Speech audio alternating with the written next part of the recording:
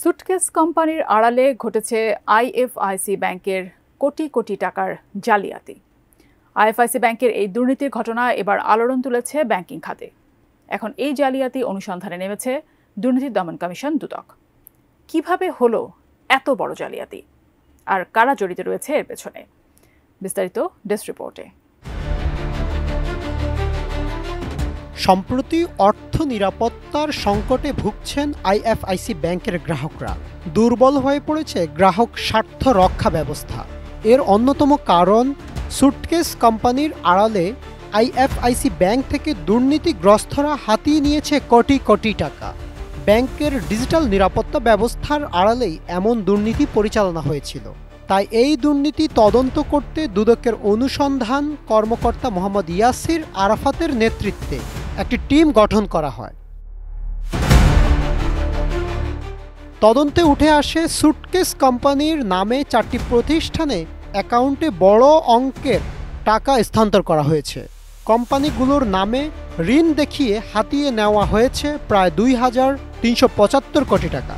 এই দুর্নীতির ব্যাপারে আইএফআইসি ব্যাংকের ডিএমডি সহ 9 কর্মকর্তা সম্মুখীন হয়েছেন দুদকের জিজ্ঞাসাবাদে। কোয়ালিটি সম্পন্ন আন্তর্জাতিক মানের CMT 500W CSRM committed for better still. বৃহস্পতিবার 20 মার্চ 2025 এই দুর্নীতির অভিযোগে অনুসন্ধানে ব্যাংকটির ঊর্ধ্বতন 5 কর্মকর্তাকে জিজ্ঞাসাবাদ করেছে দুর্নীতি দমন কমিশন দুদক। সংস্থাটির প্রধান কার্যালয়ে অনুসন্ধান টিমের জিজ্ঞাসাবাদে উপস্থিত হন ব্যাংকটির প্রিন্সিপাল শাখার চিফ ম্যানেজার জুলফিকার আলী চোকদার ও নাজমুল হক, রিলেশনশিপ ম্যানেজার সালমান মাহবুব, মমিনুল ইসলাম ও প্রধান কার্যালয়ের ক্রেডিট ম্যানেজার মাসুদা বেগম।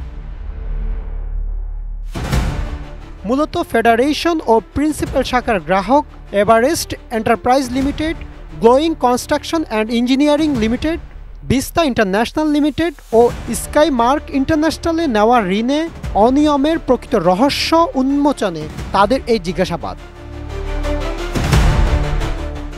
ব্যাংকের একাধিক সূত্র জানিয়েছে, এই লেনদেনগুলো একাধিক ধাপে করা হয়েছে যাতে সহজে ধরা না পড়ে। প্রাথমিকভাবে ধারণা করা হচ্ছে কিছু অভ্যন্তরীণ কর্মকর্তা এই কাজে সহযোগিতা করেছেন।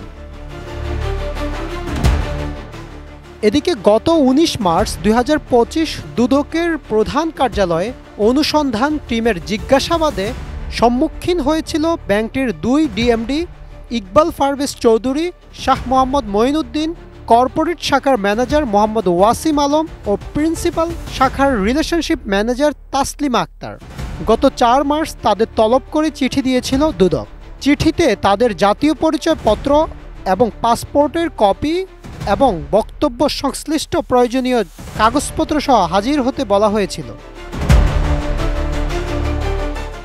বিশেষজ্ঞরা বলছেন, এটি একটি স্পষ্ট অর্থনৈতিক অপরাধ, যেখানে হয় ব্যাংকের নিরাপত্তা ত্রুটি ছিল, নয়তো অভ্যন্তরীণ সহায়তা ছিল।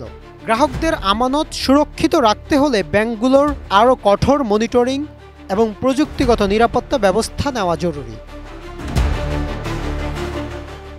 Desk report, ATN news.